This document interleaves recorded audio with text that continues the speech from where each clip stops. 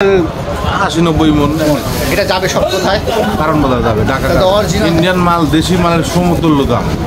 একদিন 100 আগে, একদিন 22 কৃষি করে যখন যে পরিমাণ আছে মজমুত, এই 3 মাস আল্লাহর সাথে এটাই চলবে। অনেক জায়গা বন্যে টন্য যে আমদানি, বন্যের জায়গা মাল কম যাইতেছে। আর আমাদের দেশে অনেক পর্যন্ত পিস আছে, ইন্ডিয়া না হলে চল। আমার বাংলাদেশের মধ্যে সৃষ্ট পিস পাবনা। প্রিয় দর্শক, আসসালামু আলাইকুম। প্রতিনিয়তই কিন্তু বাজার আপ ডাউন করছে, আপনারা জানেন। আমি সরাসরি আজকে জানাবো আজকে পাবনার পরিস্থিতি, পাবনার সাথিয়ার পরিস্থিতি। আজ 29শে আগস্ট, রোজ বৃহস্পতিবার। ব্যাপারী ভাইয়ের সাথে আমি কথা বলবো কি সর্বশেষ পরিস্থিতি। আসসালামু আলাইকুম, কেমন আছেন? ভালো। কি জোরে কথা বলে? ভালো আছেন? আসলে সর্বশেষ পরিস্থিতি কি বাজারের? সর্বশেষ পরিস্থিতি ফার্স্টের থেকে লাস্ট পর্যন্ত 4200 থেকে 4000। 42 থেকে 4000 আজকের বাজারটা। আসলে বাজারে আমরা দেখতে পাচ্ছি এক সপ্তাহ অনুযায়ী কিন্তু বাজারটা ওঠানামা করছে। হ্যাঁ, একদিন 100 আগে, একদিন 22। আসলে এইটার কারণটা কি বুঝতেছেন আপনারা? এটার কারণ মনে করেন যে অনেক জায়গা বন্যে টন্য যে আমদানি, বন্যের জায়গা মাল কম যাইতেছে, আমদানিও বেশি হচ্ছে, এই জন্য আপ ডাউন করছে। আসলে বাইরের পেঁয়াজের কি পরিস্থিতি আপনারা বুঝতে পারেন? বাইরের সম্পর্কে ইন্ডিয়ান মাল তো ধরেন যে কম আসতেছে, খুবই কম আসতেছে। ইন্ডিয়ান মাল দেশি মালের সমতুল্য দাম, একই কেজি কত হচ্ছে?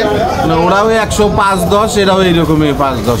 তো মানুষ তো দেশি ছাড়া তো ইন্ডিয়া খাবে না, ইন্ডিয়া খাবে। তাহলে আর আমাদের দেশে অনেক পর্যন্ত পিস আছে, ইন্ডিয়া না হলে চলবে। তার মানে এই 2-3 মাস চালা যেতে পারবে না। আসলে এখন পাকিস্তান থেকে পেঁয়াজ আসছে, আমি অনেকে শুনছি। পাকিস্তানে আমার চোখে পড়ে নাই, আসতে পারে। আসলে আমাদের পেঁয়াজ কি সারা বাংলাদেশ পৃথিবীর মধ্যে সবচেয়ে শ্রেষ্ঠ পেঁয়াজ বলা চলে? আমার বাংলাদেশের মধ্যে শ্রেষ্ঠ পিস পাবনা। আর সারা বিশ্বের মধ্যে দেশি পেঁয়াজের উপরে কোন পেঁয়াজ নেই, এই বাংলাদেশের পেঁয়াজ সর্বোচ্চ পেঁয়াজ। আসলে বর্তমান যে বাজারের পরিস্থিতি এবং বন্যার পরিস্থিতি অনুযায়ী আসলে অনেক রাস্তাঘাট থেকে শুরু করে আসলে মনে করেন যে আকর্ষণ বেশি অবস্থা কিরা দেশের পরিস্থিতিও খারাপ, মানে বাজারের পরিস্থিতিও খারাপ। এই মাল তো আজকে কত মন কিনছেন? 80-90 মন। এটা যাবে সব কোথায়? কারণ বাজার যাবে ঢাকা। অরিজিনাল কারণ বাজার যাবে যেখানে আসলে। এই প্রতিদিনই আপনি পাঠান? হ্যাঁ, প্রতিদিন সর্বনিম্ন কত যাচ্ছে? সর্বনিম্ন মনে করেন 10 টন যায়।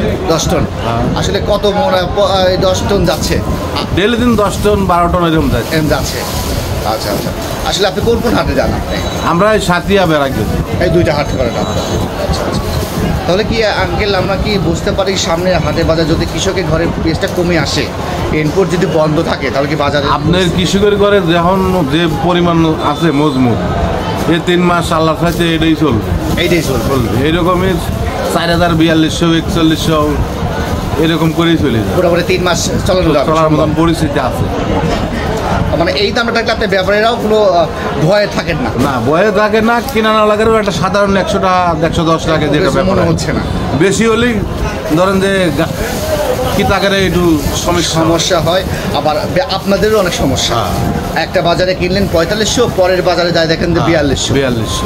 তাহলে আপনাদের কোথায় থাকতে হয়? মানে বেচাল কিতা একই অবস্থা হয়, সমস্যার মুখে। আবার ব্যাংকের একটা ব্যাংকের ব্যাপার তো মনে করেন এটা তো বলার কিছুই নাই। আপনার এই দিতেছে, এই বন্ধ করে দিচ্ছে তো ভাই নাই। সর্বোচ্চ টাকা পাচ্ছেন কত ব্যাংকের থেকে? সর্বোচ্চ কয়েকদিন 2 লাখ করে পাওয়া গেল, কালকে আবার 1 লাখও দিবি ব্যাংকে টাকা নাই। তার কি বলবো? আচ্ছা আঙ্কেল, আপনার নামটা কি?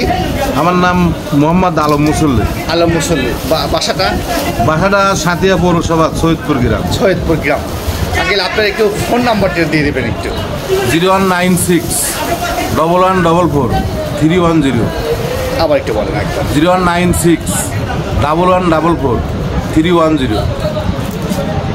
দর্শক, আমরা কথা বললাম আঙ্কেলের মূল্যবান সময় আজ দেখতে পাচ্ছেন। আজকে এখানে বিদায় নেব আঙ্কেল। সবাই ভালো থাকবেন, সুস্থ থাকবেন। প্রিয় দর্শক, আপনারা দেখতেই পাচ্ছেন আসলে তার সাথে আমরা কথা বললাম বড় ধরনের এই আসলে এই কথা বলছি আমরা সরাসরি কিন্তু দেখানোর চেষ্টা করলাম পাবনার থেকে ভালো মহাজন। আপনাদের তার নাম্বারটা আমি দিয়ে দিলাম, যদি আপনাদের প্রয়োজন হয়, আপনাদের যদি ব্যবসা বাণিজ্যের ক্ষেত্রে যদি হয় তাহলে অবশ্যই যোগাযোগ করবেন। পাবনার সাথিয়া আজকে মতো এখানেই বিদায় নেব। সবাই ভালো থাকবেন, সুস্থ থাকবেন।